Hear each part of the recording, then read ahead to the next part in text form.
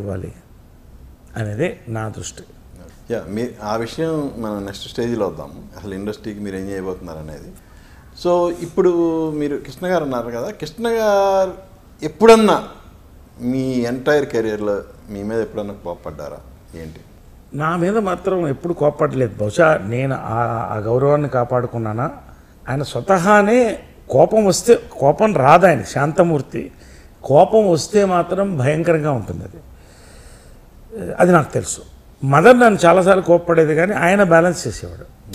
That was the beautiful balance. అంటే ఇప్పుడు నేను మదర్ సినిమాలు చేస్తున్నప్పుడు కూడా ఒకసారి ఆమె డైరెక్ట్ చేస్తున్న కలెక్టర్ విజయ, ఆమె డైరెక్టర్ రీఎంట్రీ, నేను యాక్ట్ చేస్తున్నాను. కృష్ణ గారు నేను యాక్ట్ చేస్తాను. సారీ, కృష్ణ గారు యాక్ట్ చేస్తాను, నేను యాక్ట్ చేస్తాను.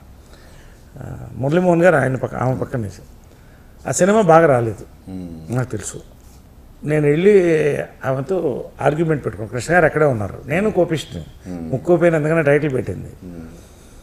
అప్పట్లో మాట్లాడితే కొట్టేయడమే, అంత నోరు లేదు, అంటే ఇంకా అంతకు వెళ్తే కొట్టేయడం, అలా ఉండేది.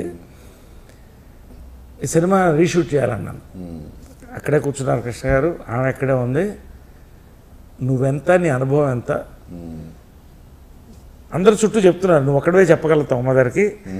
ఆమె సెకండ్ ఇన్నింగ్స్ ముందు దోశారు, ఎగ్జాక్ట్లీ నన్ను ముందుకు దోశారు లిటరల్గా. నేను ఒకసారి ముందుకు పోయిన తర్వాత వెనక్కి వచ్చింది, నాకు తగ్గేదే లేదు. సో ఆర్గ్యుమెంట్ పెట్టుకున్నాను, నువ్వెంత, నీ అనుభవం ఎంత అంటే. నేనేం చెప్పానంటే, మీరు అవుట్డేట్ అవుతున్నారని నేను చెప్పను, నేను అప్కమింగ్లో ఉన్నాను, కొత్త ఆలోచనలు నాకు ఉన్నాయన్న.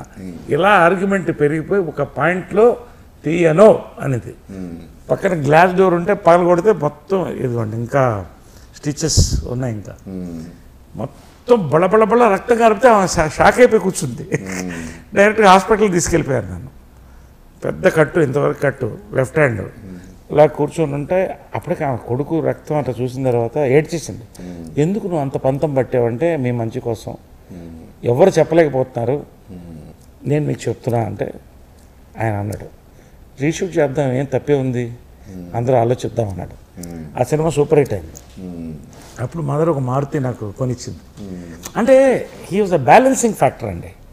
లాస్ట్ వరకు కూడా ఇంత పెద్ద ఫ్యామిలీని బ్యాలెన్స్ చేస్తూ వీళ్ళిద్దరు, ఎస్పెషలీ ఆయన అంటే ఒక రాక్ ఆఫ్ జిబ్రాల్టర్ లాగా ఉండేవాడు. అంటే మనిషి టెన్షన్ పడేవాడో లేదో నాకు తెలియదు, కానీ టెన్షన్ కనిపించేది కాదు, ఎప్పుడు అలా ఉండేవాడు. విపరీతమైన లాభాలు, సూపర్ హిట్లు చూశారు ఆయన, విపరీతమైన నష్టాలు చూశారు, ఒక డెడ్ పాయింట్ చూశాడు. ఆయన్ని చూసి నేను చాలా నేర్చుకున్నానండి. అంటే మనిషి సక్సెస్ కాదు, ఫెయిల్యూర్ ఉన్నప్పుడు బ్యాలెన్స్ అవుతామే, అది మళ్ళీ సక్సెస్కి దోహదిస్తుంది. దీంట్లో నాకు రామారావుని గుర్తుపెట్టుకోవాలి ఒకసారి, స్వర్గీయులు నందమూరి తారక రామారావు గారు. ప్రేమ సంఖ్యలు షూటింగ్ వెళ్తున్నప్పుడు వాళ్ళది, కృష్ణ గారిది, ఆయనది వయ్యారి భామలు వగలమారు భర్త.